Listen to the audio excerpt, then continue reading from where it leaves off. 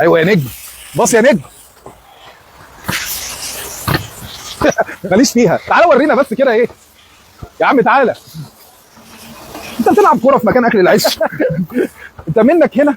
عجبني انا المنظر ده بصراحه، يعني حته اللي انت بتحافظ على الاستيكر بتاع العربيه مش متماشي خالص مع الكوره.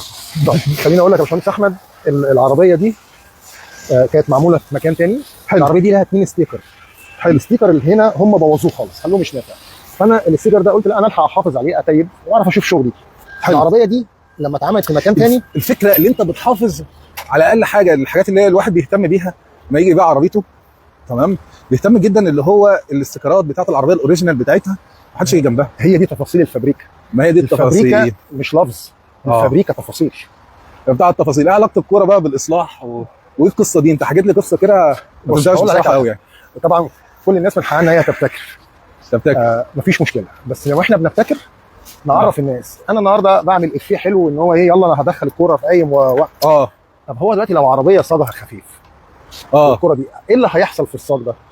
ان هياخد معدل دوران ملوش علاقه اصلا بدوران الباب نفسه. ده عكس بقى عبد الحميد. عبد الحميد قال لك لو العربيه صاجها سميك، تمام، مش هيحصل حاجه لو انت حافظت على الموضوع. يا اما الكوره هتتفرتك، يا اما الكوره يعني حاجه من الاثنين. ده لو يعني هو لازم تظبط النفخه. هي ليها. طب وليه مش في عده بتعمل الحاجات دي؟ في تولز، في ادوات. هي الفكره يا جماعه، الكوره للعب مش للسمكره. الكوره للعب مش للسمكره. والاهلي بطل الدوري. ما علينا. الراجل ده اهلاوي، ما حدش يجي له من الزملكاويه. لا، على راسنا على راسنا على راسنا على راسنا.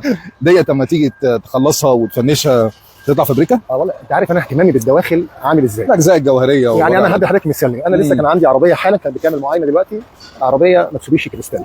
حلو. الراجل جاي عايز يعملها فابريكا، فانا وقفت شرحت له، قلت له عيني اعملها لك فابريكا، بس قيمه السعر لما تيجي تعمل ريسيل، تمام، تفرق الفرق الشاسع اللي عندك. رشا. الراجل قال لي لا اوكي، عنده مشكله في الدواخل. ما خليتوش هو يقول لي ينفع فابريكا ولا لا، الدواخل يعني فابريكا. الدواخل لا تناقش ولا تجادل يا اخ علي، يعني الدواخل دي فابريكا ما فيهاش جدال. مش لازما يعني شغل بره وشغل جوه يبقى فابريكا. انت ممكن تماين امور. هي رشه الحزام هتفيد 20,000 جنيه، طب ما انت عشان تعملها فابريكا من بره هتبقى صعب. يعني الدين لله والوطن للجميع، والاهلي بطل الدوري دي مسلمات. هو مصمم. ورامي بطل الفابريكا في الدواخل. خلاص كده. بطل القلم. حبيبي. شكرا.